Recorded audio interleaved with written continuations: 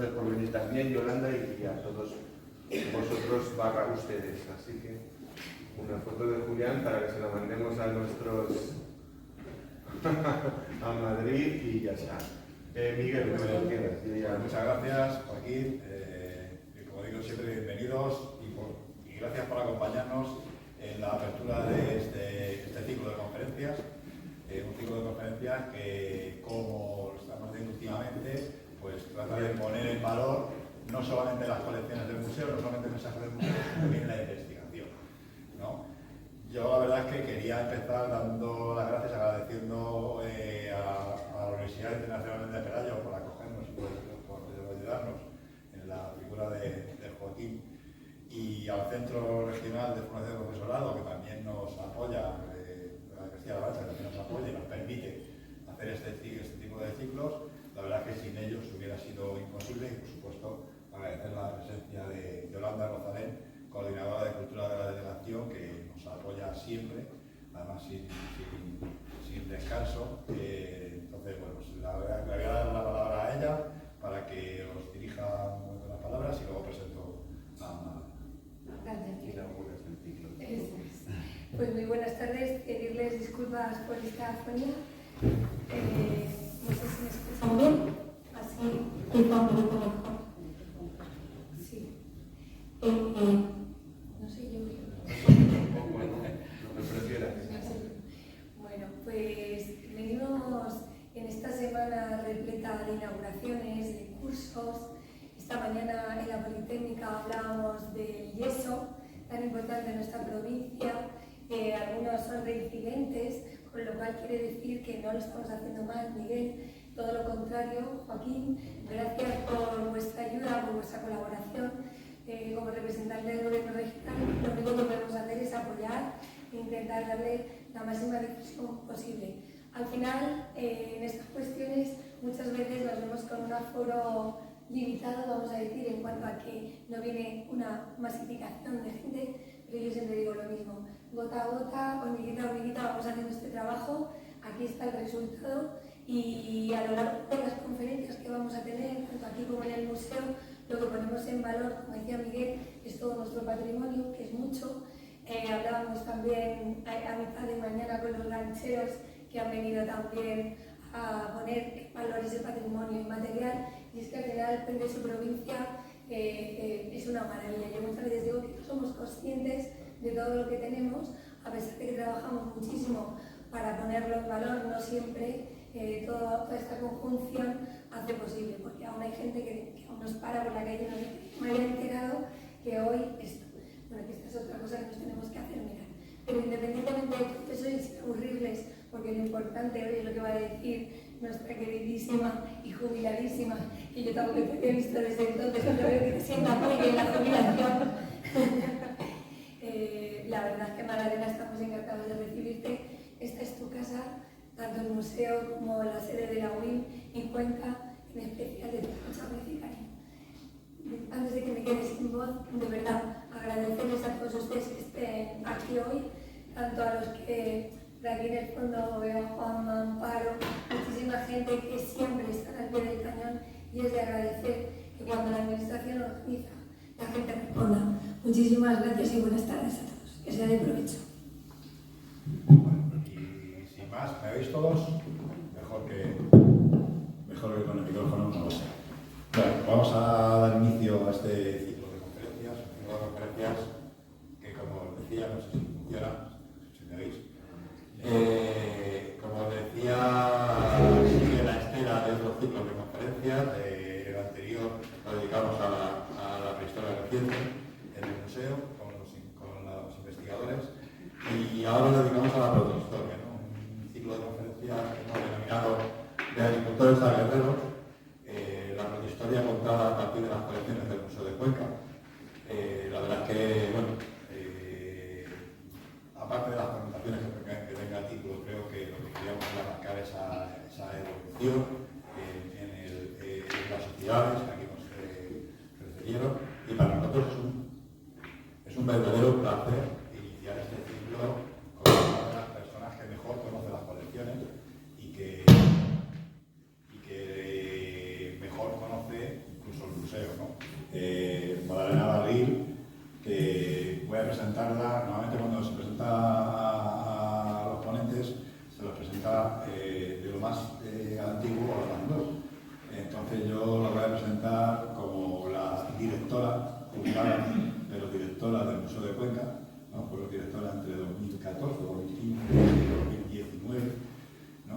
Pero aparte de directora del Museo de Cuenca, que ofrece unas colecciones, pues tiene una larguísima trayectoria tanto en museos como en investigación, ¿no? Ella empezó trabajando en museos en Valencia hace muchos años, llegó a ser directora incluso unos meses, luego estuvo en el centro de interpretación, el centro de investigación y museo de Altamira, para acabar como conservadora jefa del departamento de protohistoria del Museo Arqueológico Nacional. Acabar no, porque la acabó aquí en Cuenca.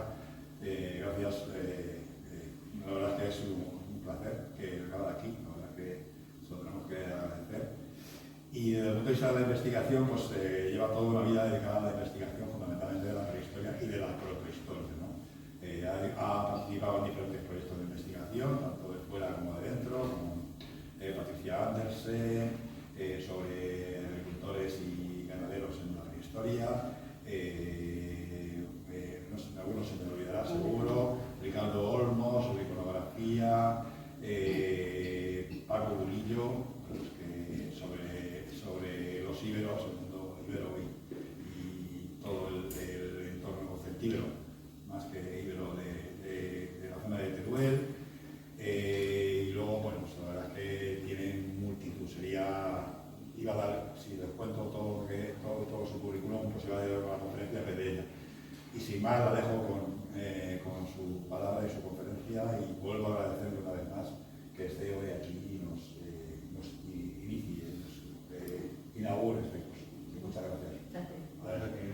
Pues muchas gracias a todos por la presentación, a Joaquín por acogernos, a Yolanda por sus palabras, que me ha hecho mucha ilusión también volverla a ver, y también a algunas de las personas que están aquí entre el público. También, bueno, estoy muy contenta de que me hayan invitado y de verles a todos ustedes.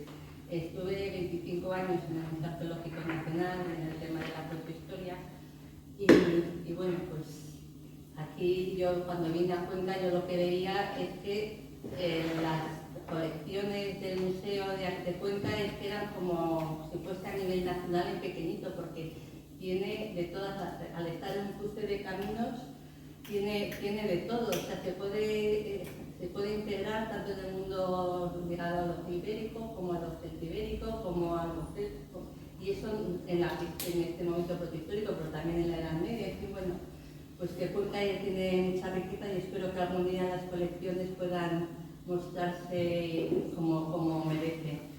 Y bueno, yo quería decirles que tengo una presentación que he visto que me puede durar hora y media, por lo cual va a haber muchas cosas que voy a pasar por alto porque ustedes vienen para estar una hora, tengo entendido.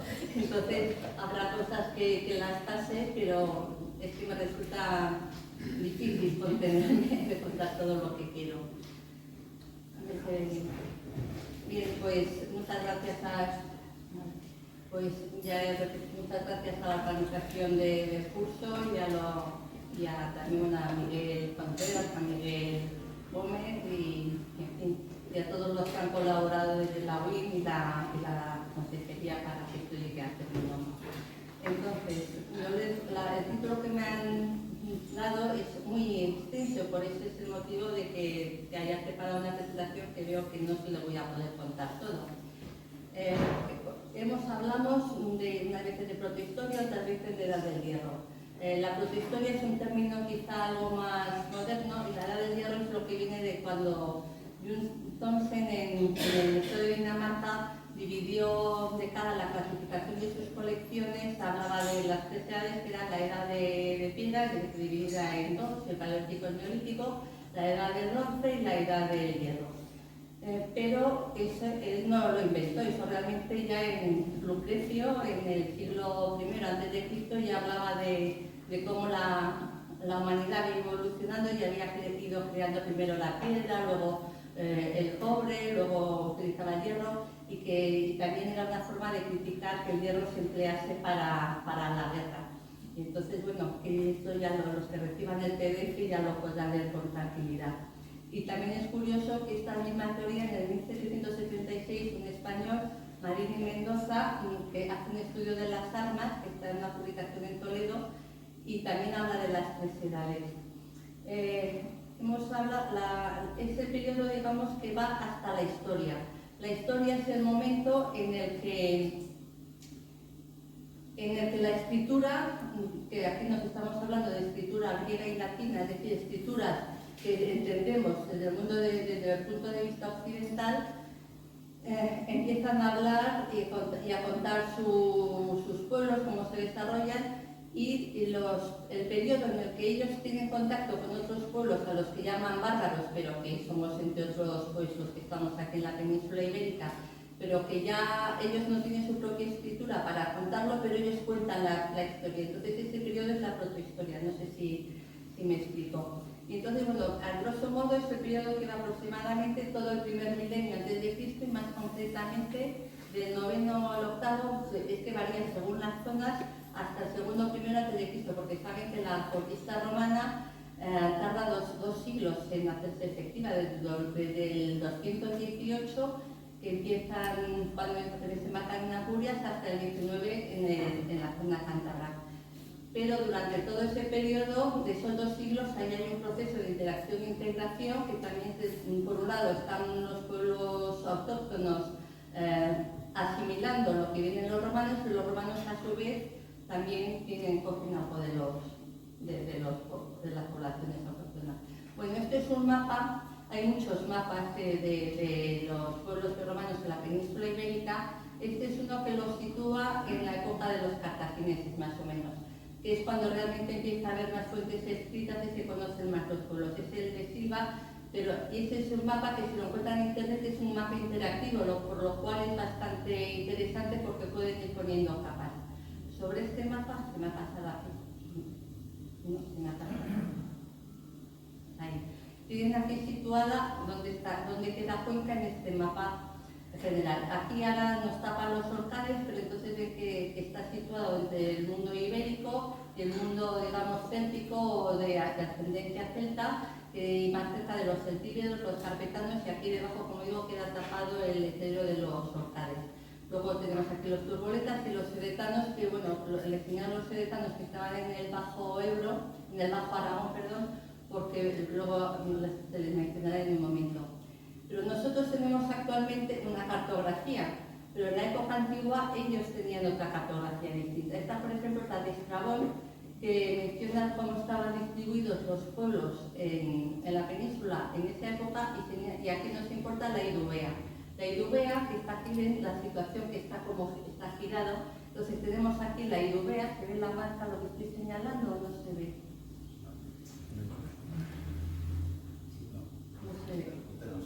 Sistema ibérico. Sí, es el sistema ibérico, pero es que, claro, aquí está en vertical, se ve en vertical. Y no la intentando que se veía el puntero, no se ve. No. Bueno, pues, perdón.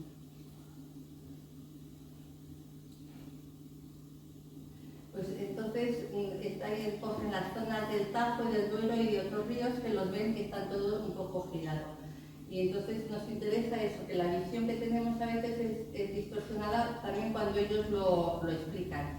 Y tenemos otra visión, que era la de Ptolomeo, que también pues tiene otra visión, y aquí señalan, por ejemplo, he puesto en rojo los nombres de las 3 ciudades que mencionan, que corresponden a la provincia de Cuenca, que están situadas en el terreno de los celtíberos según Ptolomeo.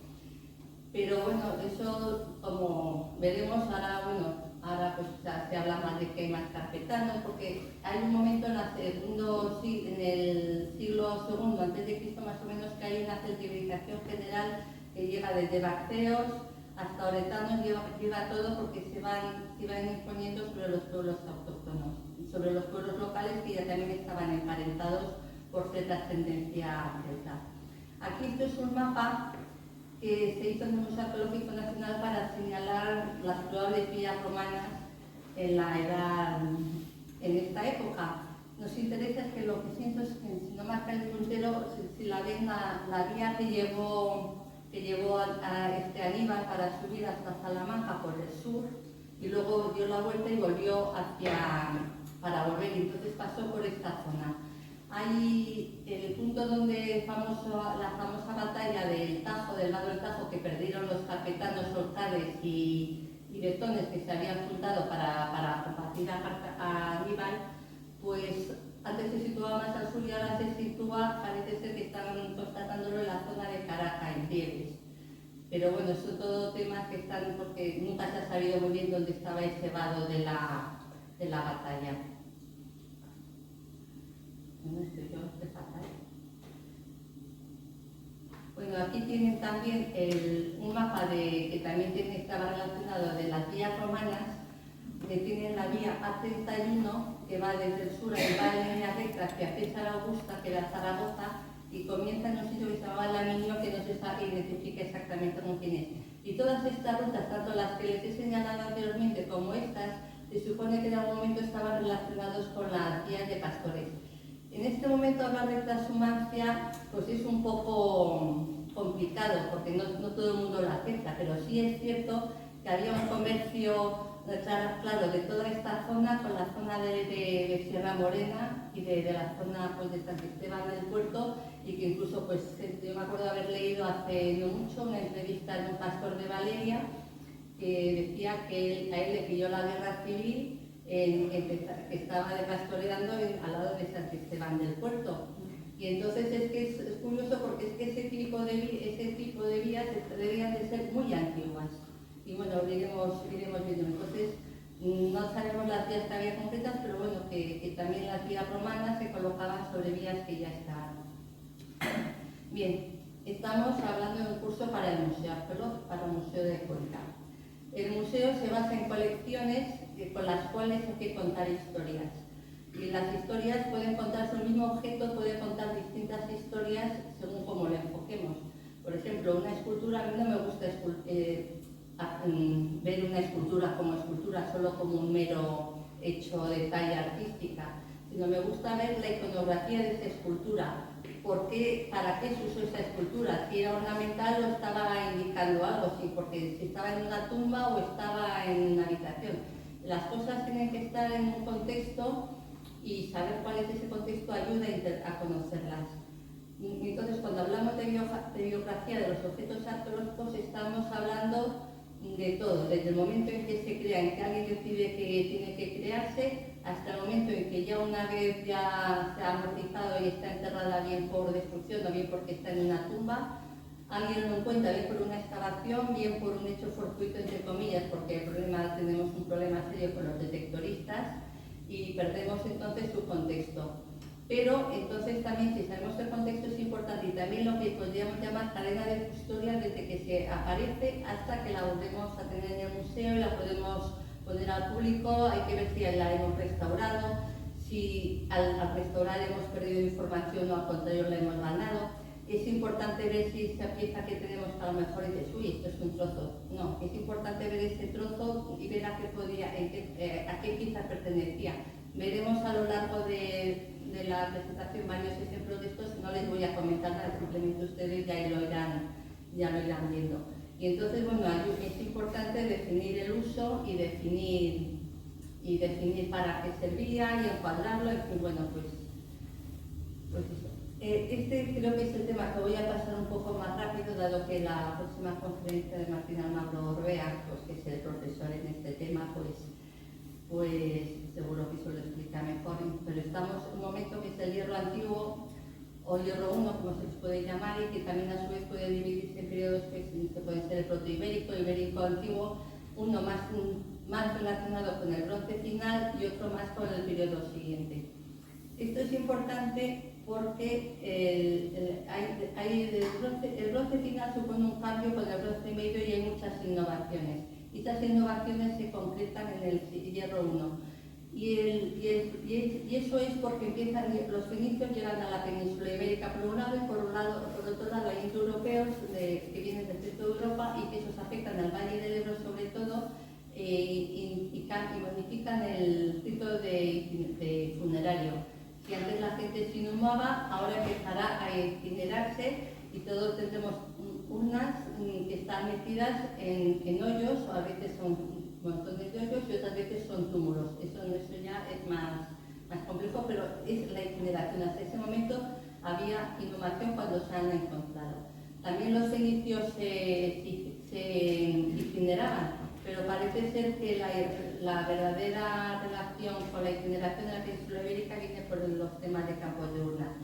A los cenicios que les debemos, pues les debemos pues, que nos traen, por ejemplo, el tema de orfebrería, el tema de la soldadura y la filigrana. ¿Y eso qué significa? Pues que si antes lo bonito era tener piezas de oro muy macizas, y hoy cuánto me pesa este oro, ahora lo que hacen es piezas que a lo mejor pesan menos porque son solo láminas con dibujos, pero con decoraciones, y pesan menos, pero tienen mucho trabajo porque han aprendido a hacer soldaduras, y entonces es un aprovechamiento de la materia prima, pero a la vez hay una tecnología detrás mediante la fusión que es importante. El tema de las tecnologías que se importan. Luego tenemos el hierro. Las primeras armas de hierro, piezas de hierro que se utilizan ya en esta época se ven son los cuchillos. Vemos luego al final algunas espadas, pero no mucho más que cuchillos. Y digamos que también empieza a entrar a cambiar la cerámica. La cerámica, que tenía una tradición pues, de vasijas hechas a mano con unas decoraciones de un tipo, pues se comienzan a hacer a torno porque los fenicios traen el torno. Y también eso significa que primero esas formas a lo mejor se transportan porque son contenedores de material de a lo mejor de algún alimento como que se transporta, y otros es que se imitan luego. Y luego tienen la tripa de la decoración post-cocción. La población es dispersa y bueno, pues ya aquí si lo pueden leer los nombres de los yacimientos, pues si no. Aquí esto es un gráfico, sí.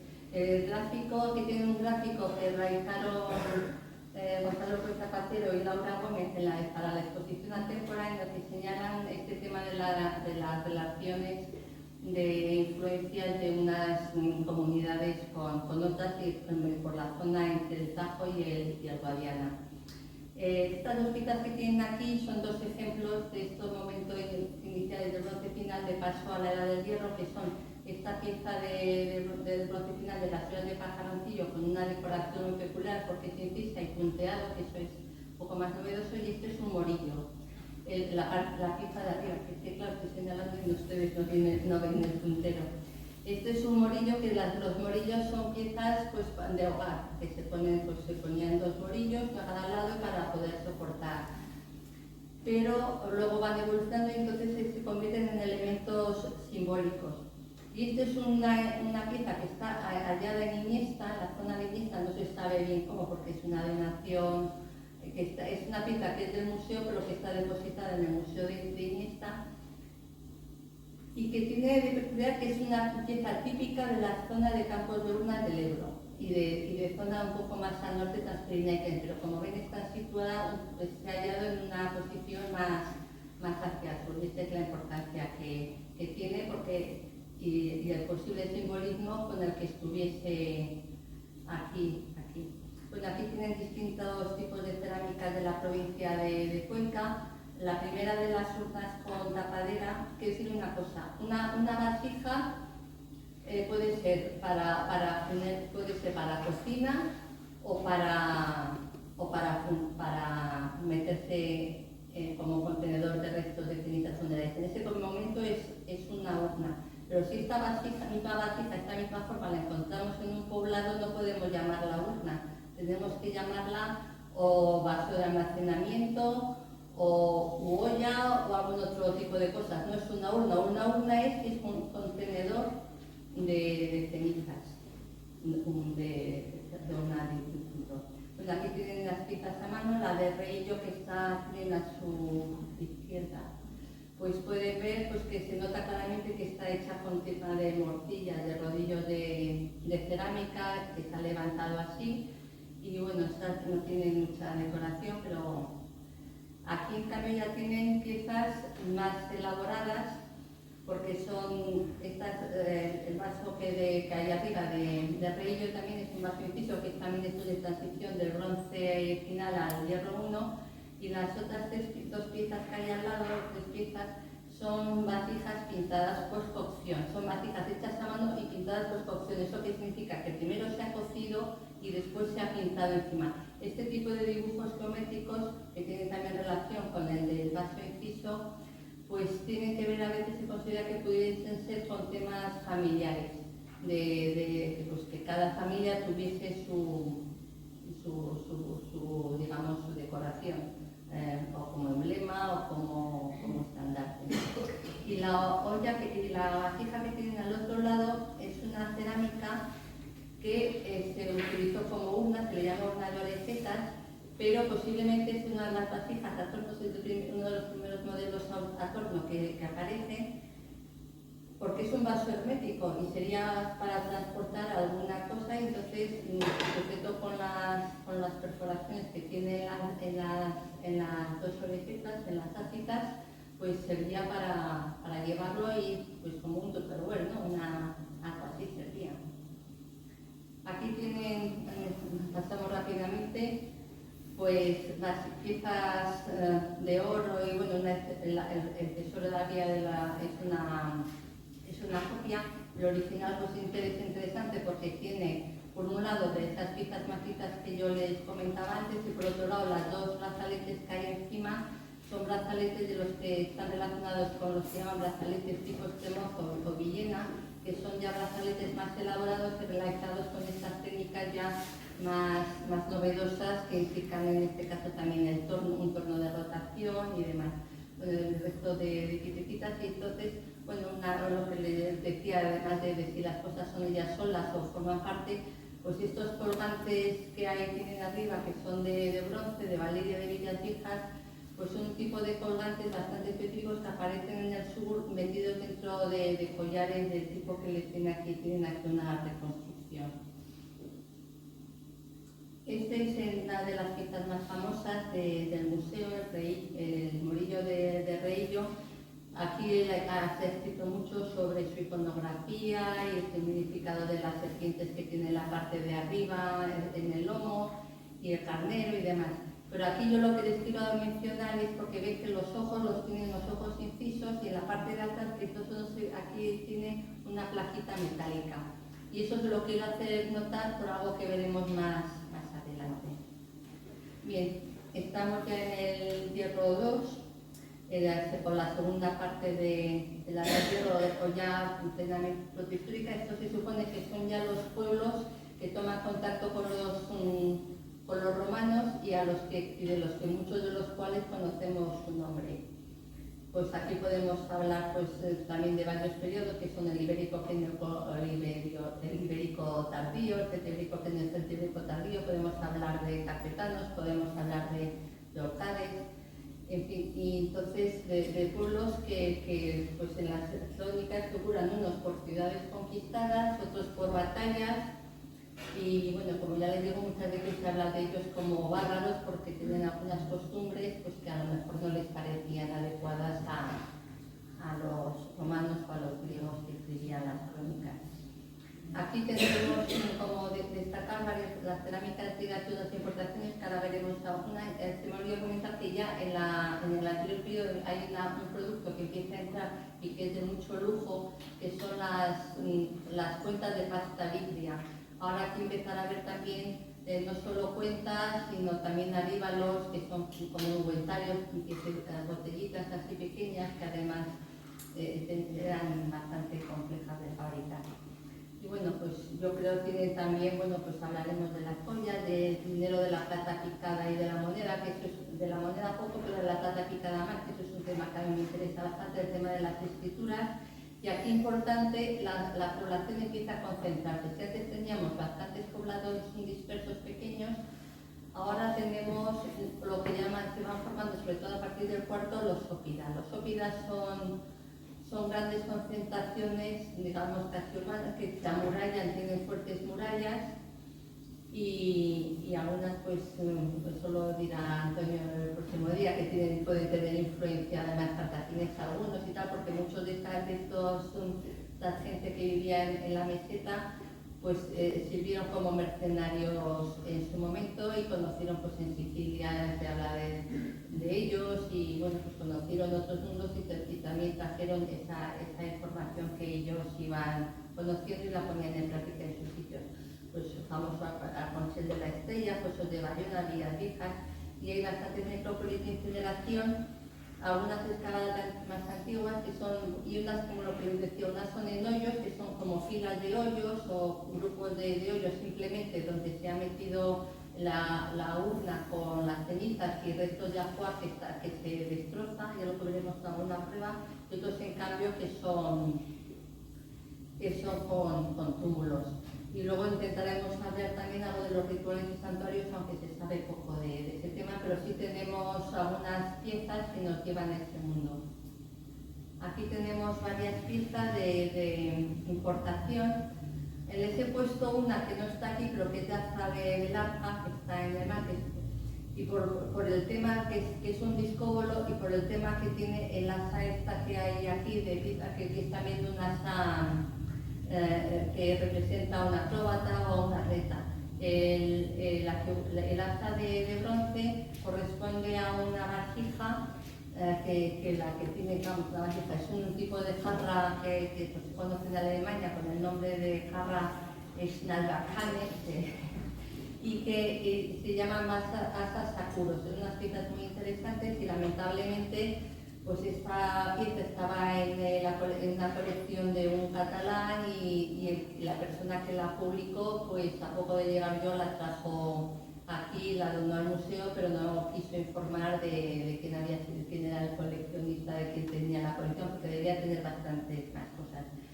Y esto quiere decirse que en la zona arcábica, de la cual procede también la pieza que tienen abajo, debió de haber una población importante, pero que, bueno, esto parece, algunas de estas debieron de salir cuando se preparaba el pantano, pero se conoce poco de dónde estaba ubicado. Se sabe que existían, han aparecido cosas sueltas a un lado y otro, pero no está nada claro. Estos son las piezas griegas que ambas dos son de Arconchel de la Estrella, pero eso implica que piezas que habían llegado, por ejemplo, la de su derecha es una pajita de tocador, pues falta la parte de abajo, pero quiere decir que a lo mejor llegó con otra idea, pero se mete luego en una tumba.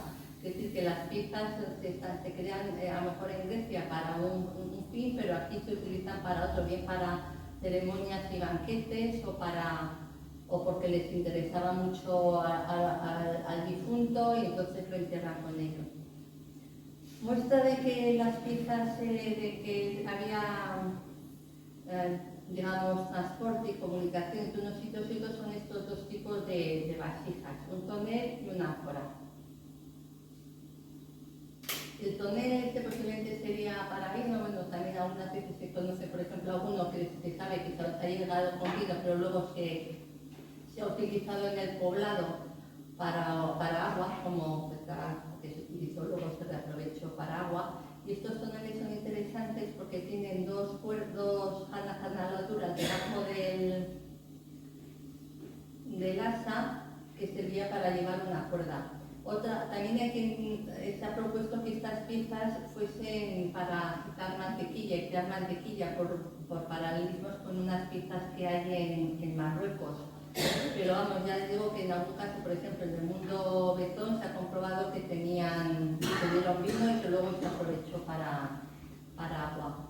Y luego el ánfora, pues esta es una ánfora antigua, de forma antigua, porque tiene la forma esta más redondeada y típica. Y bueno, pues aquí tiene un ejemplo de unas terracotas de cómo se transportaban, pues cómo se llevaba hasta hace poco las piezas en serenes y los asnos y demás.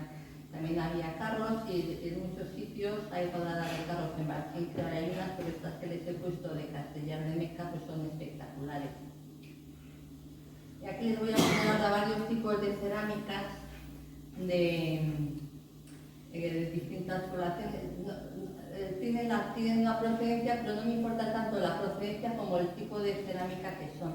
Me interesa, por ejemplo, esta de vasija tapadera, que es de Barchín del Hoyo, porque esto es una fábrica, es una cerámica pintada con engobe rojo.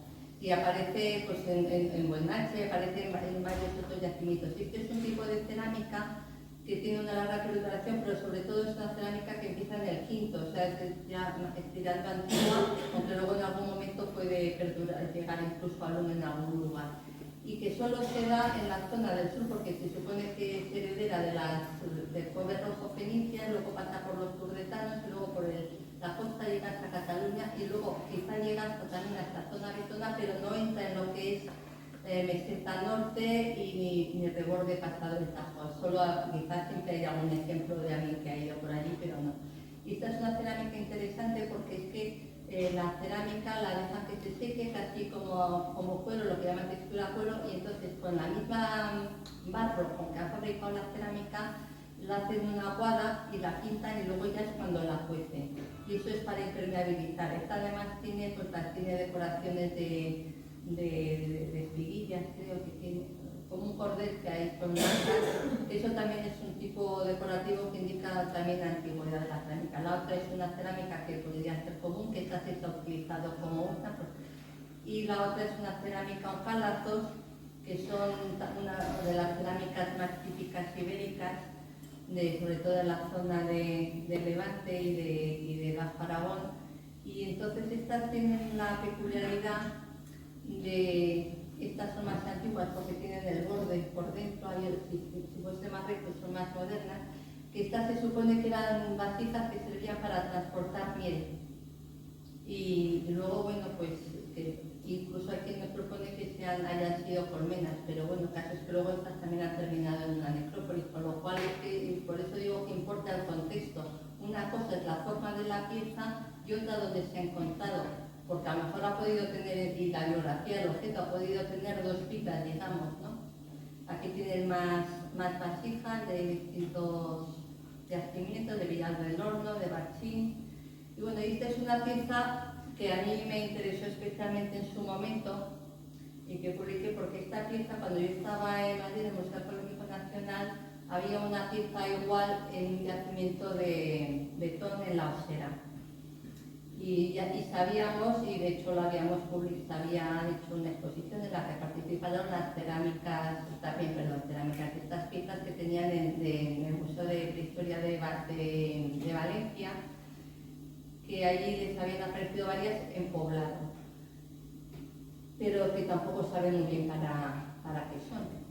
Y entonces, bueno, pues son prácticamente, ahora lo verán, bueno, la interpretación es una de estas piezas que puede a lo mejor haber servido, tenido también una interpretación original y una función original, y luego al ir cambiando de población han tenido otra utilidad. Es una pieza que decimos que no sabemos bien para qué es, porque como verán, tiene una perforación arriba que serviría para colgante y luego tiene una en el lateral, pero tiene en el lateral contrario no está terminada de hacer la perforación, es como plan inicial, pero no la han terminado. Todas tienen eso mismo, o sea, tanto la de la Bastida como la de la Osera como esta. No sabemos bien qué son. Y luego, a veces algunas, si tuviesen perforado tienen una apéndice lateral, que si tuviese perforado sería un botón, pero no es un botón puesto que no está perforado, por eso decimos colgante o aplique. Y la iconografía que tiene, pues se considera que es una estilización de una divinidad de los animales, una divinidad protectora de la vida y la fertilidad, que puede tener nombres Astarte, Epona, también se ha dicho en su momento para las de Valencia que eran del dios Bes, la ascendencia fenicia. Bueno, aquí tienen los 4 sitios donde aparecen estas piezas y las piezas que hay que se conocen de la Bastida, del Puntal de Salinas, que es necrópolis, y de la Osera, que es también necrópolis. Pero la de Puntal de la Bastida de Salcús, que es poblada, tenían estas dos antiguas y hace 2 años les aparecieron otras dos al hacer una excavación nueva, bueno, que les han salido más. Y parece que se pudiera ser el poco original, que es un poblado, pero no sabemos exactamente para qué serían. Y estas son pues ideas de las que se consideran que son estilizaciones, como ven el del mosaico de la necrópolis de Cerro Gil de Iniesta, el Monte Carriazo o una deidad de la Alcudia del Este. Son piezas de distintas cronologías, pero todos tienen el mismo esquema de una figura central que está tocando las cabezas de unos animales, o por lo menos aquí en las piececitas estas es como esa idea, pero muy estilizada. Vamos a hablar rápidamente de la indumentaria, tanto masculina como femenina. Y aquí no tenemos, en la provincia de Cuenca no hay demasiados ejemplos con los que podamos decir que es así, pero lo que hemos encontrado se parece a los que hay en otros lugares, con lo cual pensamos que, digamos, que ahí hay un nexo común. ¿Qué es importante? Pues los sagos, que eran los mantos de lana oscuro que se sujetaban al hombre, que incluso pues eran tan buenos en los que hacían que los romanos pedían que fuesen pago de tributo. Las túnicas cortas sujetas con un cinturón, las túnicas unas veces tienen la parte de abajo recta y otras en pico, el uso de polainas, sobre todo en momentos ya más tardíos. Y también puede considerarse los guerreros, que era parte de la indumentaria, las armas defensivas, elementos de protección corporal pasiva que podían utilizar también como vestimenta para lucirse, ¿no? Son corazas, pectorales, cotas y los cascos y las trebas. Y de esto de los cascos también hablaremos un poco porque el tema es importante. Que tiene unos ejemplos del collado de los jardines donde se ven al personaje por el derecho, a Messi y reverso, que lleva un sago y que lleva colgado al hombro, lleva colgado una caeta, que es un escudo pequeño redondo, y él sujeta una mano. Como ven, la parte de por delante lleva un bulto, o sea que se supone que dentro puede llevar pues a lo mejor la espada o algo por el estilo. Entonces hay una cita curiosa que es que Estrabón decía, refiriéndose a todos los celtas, que los jóvenes hacen ejercicio, que incluso los de Iberia hacen ejercicio para no engordar y para evitar la dilatación del abdomen, siendo castigado el joven cuya cintura sobrepasa una medida normal. Y la iconografía que hemos observado, efectivamente los señoritos pues están ahí, como ven este foto de Valeria, pues tienen una cinturita ahí sujeta con un cinturón. Y si tienen cintura vascular y otros tipos, siempre verán que tienen efectivamente la cintura muy estrecha. Y bueno, pues me parece curioso. Y aquí tienen un esbozo de una cabeza masculina del Cerro de los Santos, pero que se lo he puesto porque no hemos visto antes unos penites y volveremos a ver otros que son pequeñitos, y que estos se supone que eran penites masculinos que los llevaban aquí en el lóbulo de la oreja. No sé si lo aprecian, que tiene como un engrosamiento al final del lóbulo.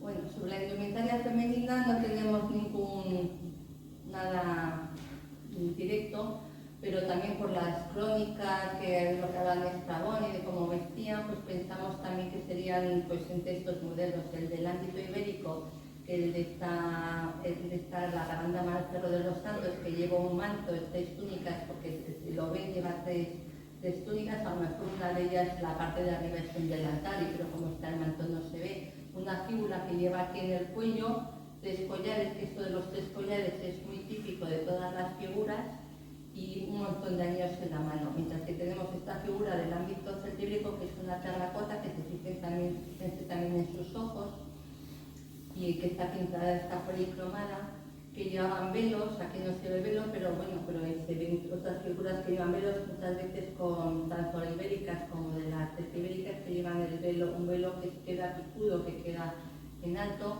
y tenían tejidos decorados y floreados, llevaban una sobrefalda o un delantal, marcados los senos con collares y brazaletes. Bueno, esto es una recreación de cómo podían ser. Y fíjense en los cinturones que llevan las dos mujeres, una que lleva con lo que llaman cinturones de garfios y el otro cinturón de placa cuadrada, de placa rectangular, que también lleva una así el señor que lleva el casco. Y el señor que lleva el casco lleva también colgado de la cintura una espada con todo el equipo, porque ahora lo veremos, las espadas llevaban era como, llevaban dentro de las vainas, llevaban la espada, llevaban un cuchillo, 2 puntas de lanza o 3, las regatones, en fin, era muy completo todo para llevarlo así. De esta pieza solo se la menciono porque esta es una pieza también muy conocida, seguro que Martín el próximo día les habla de ella, porque todas las publicaciones sobre esta pieza son de él y de su equipo. Y esta es una pieza muy interesante porque también tiene su paralelo más cercano, de hecho se le llama así, Jinetes tipo Bastida, en el poblado que les acabo de hablar ahora, de un poblado que es más que un poblado de la Bastida de Les Alcuses. Y entonces, bueno, incluso en Valencia hay una fuente, una plaza que tiene esta pieza en tamaño gigante y se ha convertido en un emblema. Es el jinete, el que va sobre el caballo, lleva el casco, lleva un arma, y aquí en este parece que pudiera ser, lleva la embocadura de lo que pudiera ser un mango, con lo cual, bueno, en el museo hay una pieza que parece ser que pudiera acoplarse aquí, que sería la parte alta de un estandarte, es decir, de la persona que en un ejército va marcando, indicando quiénes son. Aquí tienen en este mapa la situación de los puntos donde están. El nuestro es el número 7, que se encontró en la zona de la Manchuela, tiene del decomiso de Poblado del Salvador, de donde viene también la pieza que hemos visto, que les he estado explicando anteriormente, que es una pena porque en este decomiso había piezas importantísimas, todas se supone que de la zona de Poblado del Salvador, Iniesta y los alrededores, pero no se sabe exactamente de dónde salían. Se sabe que había varios yacimientos, una necrópolis, otros poblados, en fin, una pena. Y lo que les quiero decir es que esto aunque los más antiguos de este tipo son del 8, la Bastida se fecha en el siglo IV a.C., por lo cual, bueno, pues ponemos aquí del siglo VI al siglo IV, porque Martín piensa que son más antiguos y que se reutilizan más tarde, pero la Bastida es un poblado que está muy bien tratado en el siglo IV. Aquí vamos a hablar ya un poco de los cascos, porque les he dicho, este es un casco muy importante. El casco está chafado y así debe seguir porque así se encontró. Esto de los rituales funerarios, parte del ritual consiste en estropear, digámoslo así, las armas que se van a enterrar. Hay quien dice en algún momento que si era para que no se pueda utilizar, de hecho también es que acompañan al difunto, y muchas veces es que se enterraba al propio difunto en la pira con todo el armamento, y entonces pues se quemaba y se terminaba luego de destruir, ¿sabes? Y entonces está bastante partido, y entonces este casco es importante porque es importante porque cuando se publicó y se excavó, no se conocían este tipo de cascos, ninguno hallado in situ en una excavación reglada como fue este de los canónigos. Había las noticias de unos casos que ahora en la diapositiva siguiente veremos que se habían aparecido en Alemania, que el fruto de un expolio en la landa del Moncayo, en la provincia de Zaragoza, lindando con la de Soria, que se llama el Antiguo Aratis, pero no se conocía, no sé, y también costó ver un poco si eran de allí, si no eran de allí. Y cuando apareció, además que va completo, o sea, porque tiene el casco, tiene las carrilleras, y luego tiene estas pinzas sobre las cejas, que eso es un adelanto, una innovación hispana de los que trabajan aquí, y son cascos además celtibéricos, porque solo aparecen en zona celtibérica. Porque estas piezas, los originales, los cascos calcídricos del norte de Grecia, y que luego se empiezan a modificar algo en Italia, estas piezas estaban como hechas con molde, pero personas que han trabajado en arqueología experimental con estos cascos, estas piezas, dicen que es muy importante porque hacía que si recibía un golpe de espada ahí, resbalaba más que si el casco, que si no era de una pieza aparte. Por lo menos esto es lo que han interpretado. Y es también interesante en los canónigos porque aparecieron una serie de esculturas reutilizadas porque no estaban en formación, donde también aparece una figura con un casco y que parece que podría estar luchando con un jabalí, en la idea de las luchas del héroe fundador de un linaje con un animal que también que tiene que ver también luego con el paso al otro mundo y demás. Bueno, estos son las piezas de los casos que les decía. Hay en los fragmentos de Villas Viejas que en su momento fueron entonados y que procedían de diversos detectoristas, en el fondo, pues hay una pieza que se dice que pertenece aquí a la parte de la nariquera, que está sobre la nariz de este tipo de cascos. Pero también hay otros autores, y lo han publicado así, pero hay otros autores que pertenece a un símbolo, que sería la parte que está ligada al casco y que está unida a la pieza. Entonces, bueno, yo lo dejo aquí como información y ya que la pieza de Robén es muy pequeña, pero de una pieza se pueden extrapolar muchas. Y bueno, aquí tienen otro casco de este tipo, que es el de Muriel de la Fuente, en el Río Avión, que este casco pues fue depositado en la puerta del museo del Numantino como quien deja a un niño o un bebé abandonado en su momento. Y se fue restaurado y bueno, parece que procede de un depósito que había más en el, ¿cómo se llama? La laguna esta que hay en, bueno, no me acuerdo ahora, en la Poniente, no me acuerdo dónde, junto al Río Avión. Bueno, y aquí lo que le quiero es interpretar, y aquí tiene una recreación. Entonces yo aquí quiero hacerles un tema de reflexión y que piensen, porque cuando tenemos una pieza podemos ver lo que hay en la restauración. La restauración está con idea de conservación e investigación. Tienen que restaurarse lo menos posible y siempre para sujetar las piezas y que se vea lo que son. Si tienen una deformación, que antes, por ejemplo, las espadas a veces se deformaban y luego con fuego se volvían a estirar, eso actualmente no se debe de hacer porque está perdiendo la historia del objeto, está perdiendo su historia porque había sido deliberadamente doblada para que no se pudiese volver a utilizar. Entonces, la restauración ha de ser lo menor invasiva posible. Y también luego de cara a eso sí, si se va a exponer hay que hacerlo si necesita un soporte hay que ponérselo.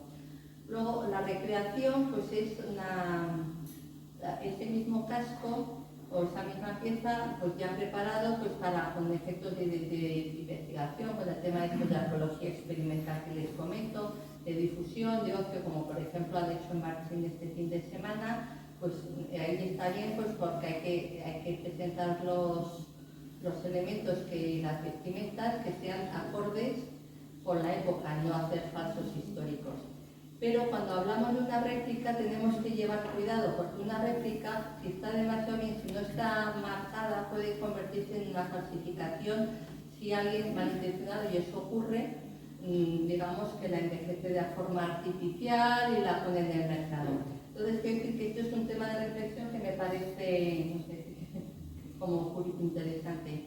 Bueno, esta es la vitrina de armas del museo, que allá hay espadas, tijeras, bocados de caballo y también cuchillos y alguna figura que acompañaba también los ajuares.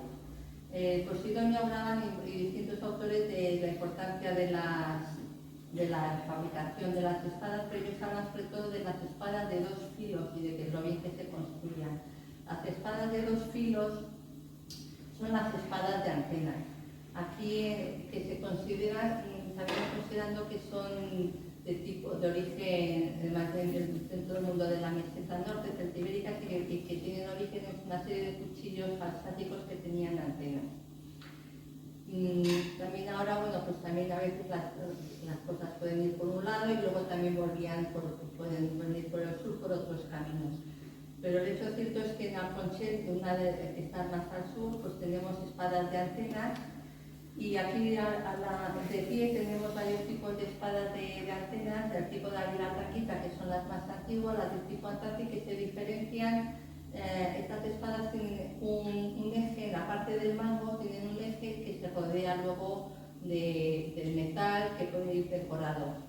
Y las antenas pero las de tipo Atlas, en cambio, en vez de ser redondo, son planas. Estas yo creo que parece que son de las de tipo Aguilar Blanquita, que este tipo, curiosamente, también son las que aparecen, cuando aparecen espadas de antenas en la parte de Andalucía, aparecen sobre todo en la zona de Jaén, recuerden lo que hemos hablado anteriormente, y aparecen, por ejemplo, en estas de Mengíbar o algunas aparecen relacionados con Sierra Morena. Y entonces ven, por ejemplo, la de arriba, de la Conchel de la Sierra, que esta sería de esto que les he dicho, de un que conservaba todo el equipo con los restos de la vaina y tal.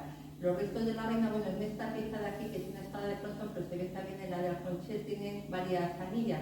Y estas anillas son importantes porque el modo de colgar las espadas de la península ibérica, tanto íberos como celtíberos, como bueno, la población peninsular era distinta a la que usaban en Centro Europa.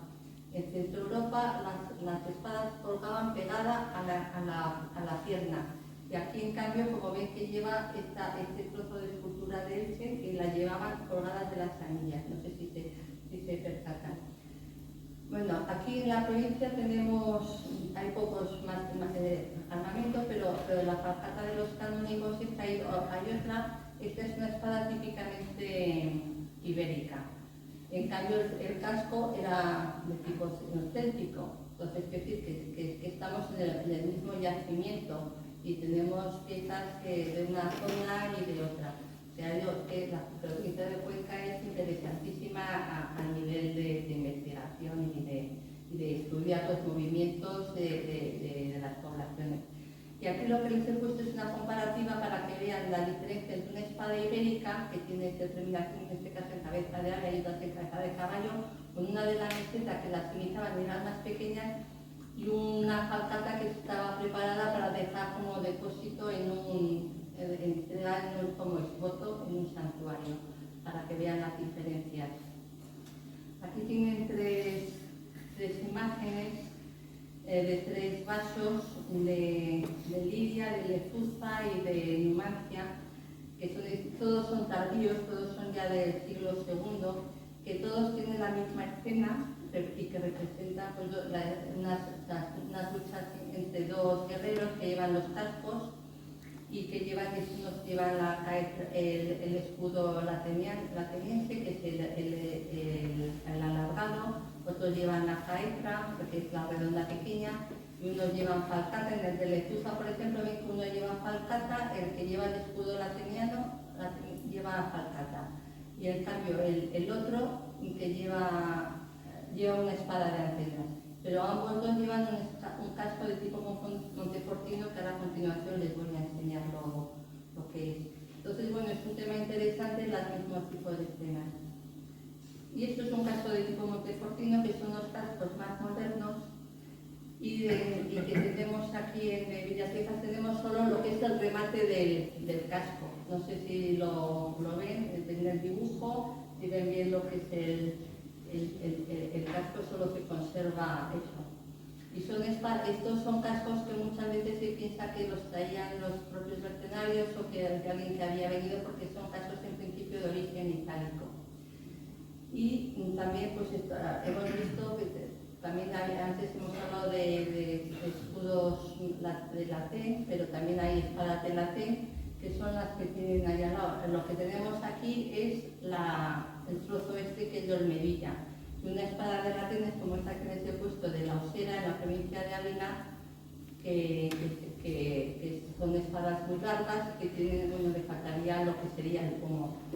Y también se llevaban porque se ha encontrado en algún sitio una vaina de estas espadas que han cambiado el sistema de la vaina de latén que les decía antes, para llevarla pegada a la pierna, para llevarla colgada como de la forma esta. Bueno, aquí tienen una serie de bocados de caballo, de suavicerros, distintos elementos que aparecen en la tumba o cuchillo, y esto es un ajuar quemado que aparece así porque se enterraban. Esto es una cosa característica. Bueno, esto es una cita referente a que, bueno, pues que cada uno iba por su lado, y que entonces pues que los romanos les vencieron porque no se ponían de acuerdo unas poblaciones con otras. Aquí, curioso. Como complemento de indumentaria hemos mencionado varias veces las fíbulas, que son como los los broches que se llevan aquí para sujetar dos piezas, los broches de cinturón y los pasadores. Aquí tienen distintos tipos de fíbulas, de las anulares, que son las del central abajo, hay muchos tipos, y la dama de leche, por ejemplo, lleva una muy chiquitina y la parte que lleva como una camisa interior y lleva una así pequeñita. En cambio, la dama del Cerro de los Santos, la que lleva en el manto, la que lleva es la que tienen aquí la primera, tienen una parecida a esa. O sea, que son piezas que se utilizaban. Y aquí tienen lo que les comentaba antes de los broches de cinturón, por los de tipo que se llaman célticos o de garfios, aunque no parece tampoco que sean célticos, y los de broches de cinturón, que diga rectangulares, que esta pieza que tiene, que es de ONH, tiene unas canaladuras, de esas canaladuras hacen unos dibujos, y las piezas FETEN están lamastinadas de plata, están rellenas de plata, esas huellas van rellenas de plata. Otro tema interesante en este momento es el tema de las barbas y los cabellos de los varones. Parece ser que a la hora de fallecer, antes de incinerarlos, los arreglaban, los depilaban y demás. Y de hecho, las primeras, hay una serie de monedas que aparecen además sin barba. Esto son unas piezas que son interesantes, bueno, serían para colgar y a veces podrían aparecer en un conjunto con alguna otra pieza. Este es un tipo de piezas, de pinzas también, pero que son mucho mayores que las que hemos visto como pinzas de depilar, y aparecen en muy pocos sitios a lo largo de toda la península ibérica, pero es que justo aparecen en 3 yacimientos de Cuenca, y entonces a mí es algo que me llama la atención porque no son muy conocidas. Además son unas piezas que se le llaman de tipo cigarralejo, porque el primer sitio donde aparecieron fue la necrópolis del cigarralejo, que está en Murcia, y son 2 modelos. Hay 2 modelos de piezas, y entonces los 2 modelos, pues aquí los tienen. La de los pozuelos es un modelo, la de los canónigos es otra. Y son los 2 mismos modelos que aparecen a lo largo de todos los sitios, excepto las que hay en la región de Nosuna, en Sevilla. Todas las demás piezas que aparecen, pero son ejemplares únicos, o sea, no son solo en el cigarralejo, aparecen en varias tumbas. En los demás sitios aparecen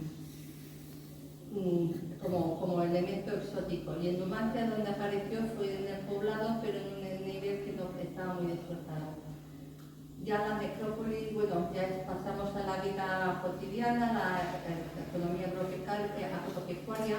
Tenemos sobre todo en Marchín del Hoyo y en Villar del Horno elementos que confirman que trabajaban, pues, la agricultura, la madera, distintos, bueno, pues muchos trabajos artesanales.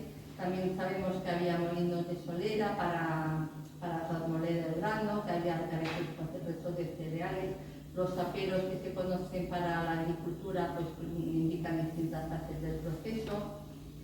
Y bueno, Marchín, por ejemplo, estaba situado cerca de Minas del Hierro, y las piezas que aparecen, pues es que a mí me interesa, por ejemplo, esta legona de Villar del Horno, porque es que esas mismas piezas, estas piezas son del siglo IV a.C., aparecen ya todas. Es un momento en el que aparecen muchas herramientas en muchos sitios a la vez, y todas ya muy bien formadas. Por ejemplo, aparecen también en la zona de la Bastille este mismo tipo de piezas. Nos volvemos otra vez a referir a lo del mundo betón, que aparecen en las cogotas, y son piezas que están, pues como ven, aparecen estas mismas, y están muy bien hechas, y son como las de hoy. Si quieren el tema de que está remachado, pero bueno, yo he visto en alguna exposición en algún museo piezas del siglo XIX que estaban también hechas con remache y no con soldadura. Pero me parece a mí importante el hecho de que las mismas tipos de herramientas aparecen también con el emaje tubular, por ejemplo, en sitios, pues todos prácticamente a la vez en el siglo IV a.C. Aquí tenemos distintos tipos también de herramientas. Esta es una pieza menos conocida, pero aunque luego perdura hasta época tardorromana, que aquí tenemos solo un fragmento con una cletina o un corquete, que bueno, para vendimiar, o para también se puede usar como escarpillo para quitar más las hierbas, una hoz. Y bueno, pues una recreación que hizo Victorino Mayorada, que Antonio conocía, ¿no? En su momento, que era una recreación de habitaciones con piezas en la habitación. Y bueno, también ahí es importante los elementos constructivos porque indican que se construían casas de cierto tamaño y de cierta importancia. Por ejemplo, ahí tenemos una llave de la zona de biblioteca de Segurica, no sé exactamente de dónde, pues una quicialera, que es una pieza, es un pivote para girar la puerta, que hay muy pocos, o sea, hay muy pocos también, es un elemento del que hay muy pocos en otras provincias. Hay, por ejemplo, la que más se parece es a una en San Pedro del Cabezo de San Pedro de Olite, en Teruel, y a otros que hay en Alpera. Pero también luego hay otros parecidos, también volvemos otra vez a la zona betona. Además tenemos que pensar, estas piezas se expropiarían, estas han sido reparadas, se ven que tienen unos agujeritos. Y por otro lado, pues estas piezas muchas veces lo que pasa es que terminarían fundiéndose porque, claro, no, si se estropeaban el metal valía más. Esto es el tema de la orfebrería. Antes les hemos hablado de los pendencillos. Y pues este collar de Aconcher pues es importante porque tiene las piezas de pastalicia, las cuentas, y tiene un colgante en el que se han empleado las soldaduras que les decía antes. Y aquí les he puesto pues la dama de Baza porque tiene un collares con este punto, con ese tipo de colgantes o parecido. También ella llevaba una fíbula, llevaba muchos anillos, etc. Este es otro producto del decomiso de Puebla del Salvador, que también es una pieza interesante porque también hay muy pocas. Es curioso, pero hay piezas que lamentablemente es una verdadera lástima que no sepamos exactamente dónde han aparecido, porque también son piezas que hay muy pocas. Y entonces esta es una pieza que se data entre el tercero y el segundo, es bastante elaborada porque requiere hacer los hilos y luego tensarlos y que tengan flexibilidad. Y este exporta, pero por ejemplo de Ciudad Real es bastante largo, que apareció también en un depósito con monedas. Y aquí tenemos un detalle, la dama de Cerro de los Santos, que si ven de los 3 collares que lleva, el primero y el tercero son trenzados, el del medio es funicular. Una cosa, esto lo señalo porque hemos visto también en algunos exportos llevan torques, es que los torques que son funiculares los llevan tanto figuras masculinas como femeninas, pero los torques trenzados solo los llevan figuras femeninas. Y bueno, aquí tienen los puntos en amarillo, que son los que de este tipo de torques. Aquí hay unos que son de oro y otros que son de plata. Interesante también que los restos de matrices de orfebre de Villaviejas, que tienen a la derecha un taller de orfebre del Museo Ciudad Real. Esto pertenece a la exposición que se hizo aquí en Cuenca hace unos años de la ostentación del poder, como se llamó. Y con esas matrices se podrían hacer piezas de este tipo como las que hay en Drieves o en Salamanca. Drieves, que es una población de Guadalajara, que está también muy cerca de Cuenca y de Madrid, están dando casi con los dos. A esto tenemos una cosa que yo considero bastante importante, que es el tema del dinero de plata picada. ¿Qué es esto? Que le llaman en los ingleses se llama hack silver. Eso significa que, como decía Estrabón, en el interior a falta de moneda intercambian las mercancías o dan trozos de láminas de plata. Es decir, que ahí podemos encontrar moneda republicana romana e incluso cartaginesa que está troceada, porque esa moneda no sirve como moneda, lo que vale es el valor del peso del oro. Y lo mismo pasa con todas esas piezas que hay, porque hay unas tortas que son estas piezas que están en el centro que son como baladitas, y esos son tortas que son como tipo lingote, que están como de pesos, que son todos pesos homogéneos. Y bueno, hay una serie de monedas también aquí. Bueno, este del Tesoro de Valeria está repartido, y esta parte en Cuenca, en la Casa de la Moneda. Y bueno, este es un ejemplo de cómo era el tema de pesar. De este tipo de tesoros, por ejemplo, se sabe que hay uno de Morte de Cuenca que está en paradero desconocido. Creo que quien sabía dónde estaba, o a lo mejor podía estar, era el tristemente fallecido Enrique González. pero no se sabe mucho, porque antes se hablaba de un tesoro de Cuenca, pero que de partido, y parece que luego ya vio que era de Morte, pero no se sabe más. Los de Dieves en Guadalajara, que tú lo he citado, y de Acuña también, que está casi pegando a Cuenca, y el de Villarrubia de los Ojos. Son todo materiales del tercero o segundo que se supone que tuvieron que ver con las tierras, se escondieron con las tierras púnicas. Bien, el dinero moneda empieza a utilizarse, bueno, las primeras monedas de uso son las griegas, napolitanas y cartaginesas, luego ya tenemos la republicana romana, pero en estos tesoros aparecen troceadas, lo mismo que también aparecen troceadas monedas galas. Y las monedas con acuñación, ya no te digas acuñadas ya aquí, con letrero en escritura ibérica, tanto en cecas ibéricas como célticas, pues de las que aparecen aquí, de las más corrientes son las de Huesca sobre todo y de Secaiza. Huesca está en Huesca y Secaiza está en la provincia de Zaragoza.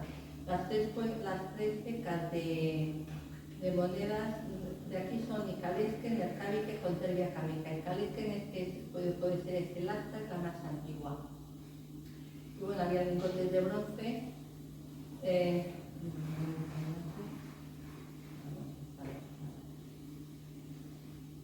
Un tema de los santuarios y la religiosidad que ya tenemos, sabemos que, por ejemplo, en la Cueva Santa de Mira hubo, en la época prerromana, hubo restos, había cultos dentro de las cuevas y también en santuarios al aire libre. También había rituales en las tumbas, en las ceremonias funerarias, para que se podían quemar esencias, como en esta piececita esas que son así pequeñas. Esta forma del vaso de caliciforme de Mira es una forma que se relaciona siempre con algún tipo de ritual y de santuarios. Bueno, aquí tienen piezas que se supone que son algunas que pudieran estar relacionadas con rituales. Bueno, el que ya hemos presentado, el varón de Orante, de un exvoto de Valeria, pero que no sabemos tampoco bien, la cabeza masculina de Cardenal de Guadalajara, que le llaman el hombre pájaro por la cara, esta cabeza de Santa Quiteria. Fíjense también en los ojos que tienen, en lo que les he estado señalando, que se fijasen en los ojos anteriormente, y bueno, distintos tipos también de piernas, pues como los exvotos que se han estado depositando hasta hace poco. También hay exvotos de forma antropomorfa, que diga zoomorfa, y entonces tenemos, por ejemplo, esta cabeza de caballo de Teba, que es interesante porque los ojos posiblemente tuvo amiguitas de pasta vítrea y puede ser bastante antigua en los ojos. Eso es algo que aparece también en algunas ocasiones como decoración en algunas cerámicas orientalizantes o que tienen que ver ya con que son antiguas.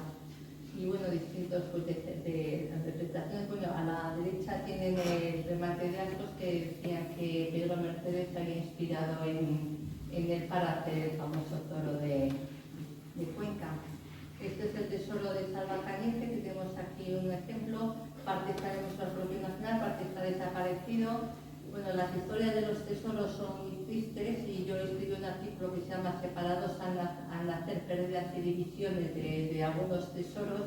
Y bueno, hablo de estos tesoros y de que, bueno, pues normalmente cuando desaparecen se esconden, se trocean, pues unos acaban perdidos, otros acaban fundidos, otros... el tema de lenguas hispánicas. Aquí una de las citas, hay dos lenguas que nos interesan, que son la lengua ibérica y la lengua de origen céltico. Pero la escritura que se utiliza en ambas es la escritura ibérica más o menos transformada, sobre todo la levantina. Entonces, tenemos el ibérico levantino, empezamos la escritura ibérica parte de la fenicia y de la griega, y la más importante es la ibérica levantina, porque también hay otras variedades. Y es la que se utiliza, por ejemplo, en bastantes acuñaciones monetales. Pero luego está el celtibérico oriental y el celtibérico occidental, que utilizan la misma lengua, la misma escritura ibérica, pero con algunas modificaciones, pero para otra lengua. Y eso es algo que es interesante y porque implica también el tema de la forma de entenderse. Aquí tenemos unas piezas, la tésera, que es lo que está a la izquierda, esto está en la Real Academia de la Historia, y es una tésera que indica, las téseras eran dos piezas que servían de salvoconducto, o sea, se podían combinar pues una ciudad y un particular, o entre dos particulares, pues por ejemplo, pues para dejar pasar el ganado, pongamos por ejemplo, para dar alojamiento a alguien y demás, entonces era de hospitalidad. Y entonces tenía que ser dos partes y que se debían unir. Entonces, era de Fosos de Bayona y tenía escritura. Pero esta que les pongo, que parece ser que está aquí en el museo, pudiera ser una tésera porque también tiene estas perforaciones, pero anapigráfica, pero que también podía servir porque tenía que tener la parte complementaria. Y esta es una de las joyitas también de Boca, también del depósito, del decomiso que ya hemos mencionado.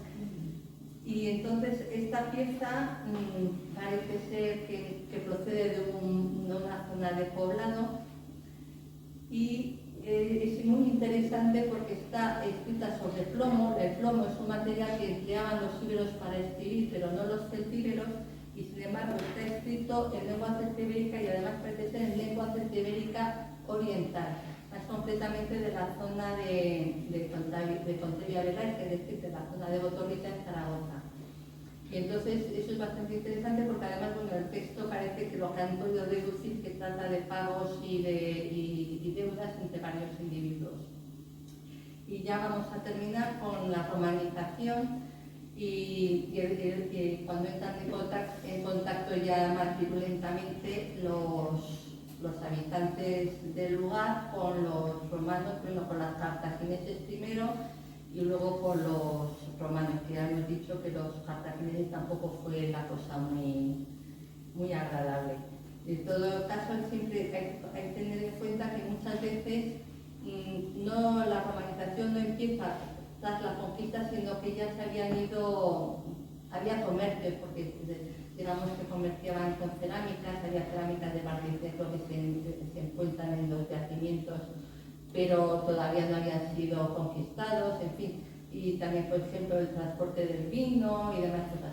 Aquí tienen para que vean cómo va la conquista romana, y aquí tenemos una pieza de Alconsel de la Estrella, que está Juana, que está allá al fondo, que a mí me gustó mucho, porque es una pieza que es de la necrópolis, pero que es del siglo I antes de Cristo, y ellos lo habían publicado indicando pues eso, que pertenecía a la organización familiar de los Beniatiucu, que no lo sé pronunciar bien, y Aurorus, hijo de Cloantos. Y entonces yo cuando la vi, digo, este nombre, a mí me suena este nombre de Beniatiucu. Y entonces es que efectivamente hay varias téseras en escritura celtibérica que tienen esa raíz y que proceden de ese mismo nombre. Entonces quiero decir que a mí me parece interesante, y espero que ustedes también, ver cómo un nombre que empezamos a verlo en la zona de Navarra, de La Rioja, pues lo vemos luego en la zona de Zaragoza, y luego ya hay una tésera de Cuenca también medio desaparecida que está en posesión de alguien que parece que también tiene esa raíz, y luego ya la vemos con escritura latina en el Cerro de la Virgen de la Puesta en Alconsel.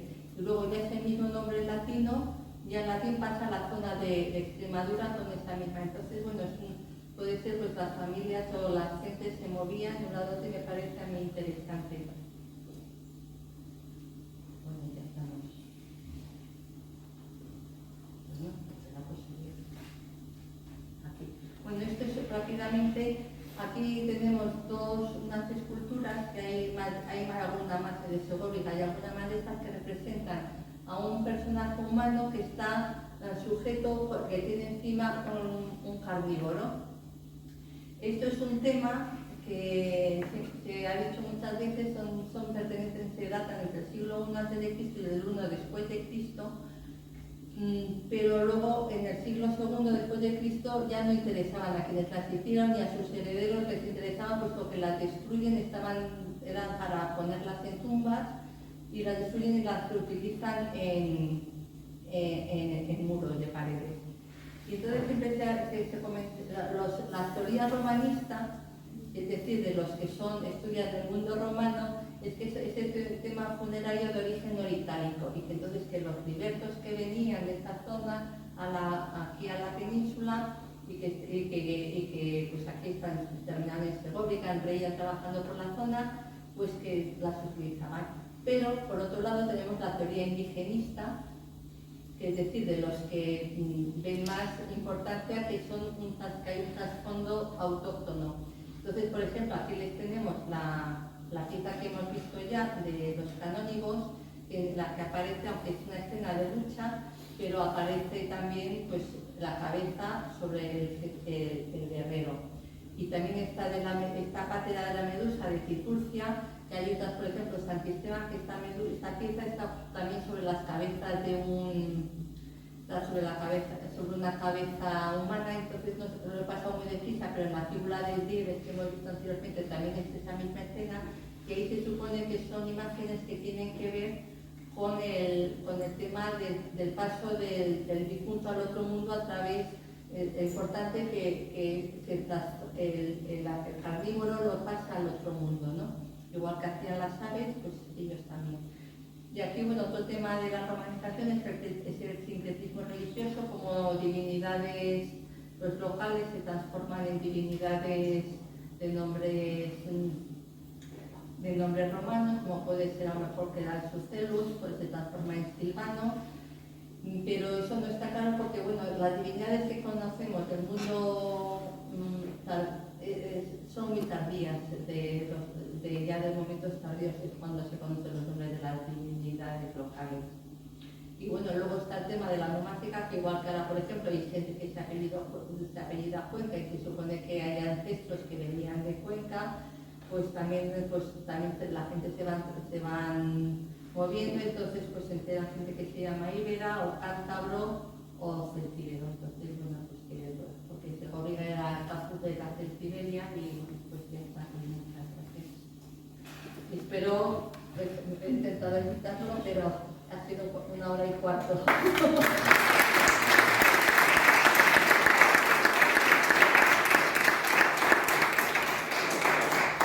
Bueno, muchas gracias. La verdad es que no nos ha quedado nada por pensar. Creo que todas las piezas del Museo de Historia han aparecido.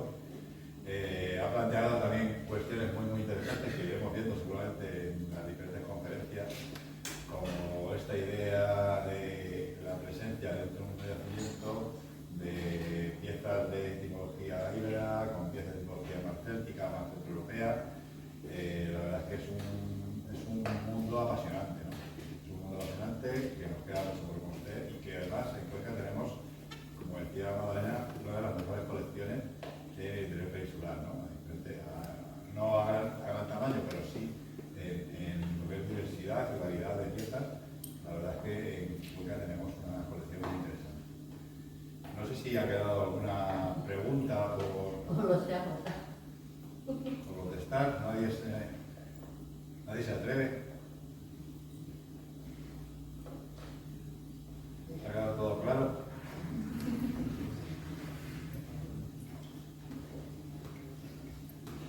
Bueno, pues nada. Volver a agradecer a Magdalena que nos haya dedicado con esta magnífica conferencia. Decirles que las siguientes conferencias serán en el museo, salvo la última que será otra vez aquí. La semana que viene tenemos al profesor Martín Almagro, que nos hablará del mundo céltico fundamentalmente y sobre todo esta primera parte de la formación de estos grupos protohistóricos. Y nada más, si no tienen ninguna pregunta, pues vamos por levantar la sesión. Yo tengo una. Nos has comentado lo de la plaquita detrás del morillo. Sí. Que tenía una plaquita de metal, pero luego no has hecho referencia a por qué. No, es que bueno, es que claro, referencia y a los ojos, ¿qué tenía que ver con el tema de la cabeza del caballo de Teban? La cabeza del caballo de Teban tiene, por ejemplo, también le faltan cosas, tiene los ojos que tiene restos de una plaquita, de alguna anillita de pastamita metida y tenía dos, y tiene ahí, yo pienso que posiblemente llevaba un bocadillo de caballo postizo, digamos, hecho de metal o a lo mejor podía ser también de hueso. Y entonces, bueno, era la relación de esta pieza con la del morillo, por la técnica de la inclusión de distintos materiales en una pieza cerámica, como parte de la decoración, y que además, por otro lado, pues posiblemente, desde luego, tendría un significado que ya se nos puede escapar lo que era. Y es que este tema a mí me parece bastante interesante, este tema de la inclusión de las piezas, porque es que es un tema, por ejemplo, que es tipo orientalizante ¿cómo se llama? El yacimiento de Casa de Carpio en Toledo. Es un yacimiento orientalizante que está en Toledo, pero que la que está enterrada, y está enterrada una señora con su hijo, pues hay un material bastante interesante, y hay una jarrita, por ejemplo, de cerámica que tiene inclusiones de piececitas de metal dentro, puestas así como decoración. Está llena de puntitas de bronce, así puestas. Y en las cogotas, dentro de las cogotas 2, pero de la parte de lo antiguo de las cogotas 2, de lo que antes se llamaba cogotas 2, que ahora ya es por aclararnos, por cogotas 1 es la parte de bronce final, y lo otro ya es edad de hierro. Pues hay unas cerámicas que son también a mano, pero que tienen también inclusiones también o metal o también piececitas de pasta aquí en forma de anillita, de lanzamientos que a lo mejor se pueden ensartar y hacer un collarcito, o que son abalorios que se podían coser también a tejidos, que a veces hay tejidos que llevan a cosas cosidas. Son tipo de anillas que podían servir para esas cosas, y eso se supone que es material importado, porque eso no se hacía aquí, eso es material que viene del otro extremo del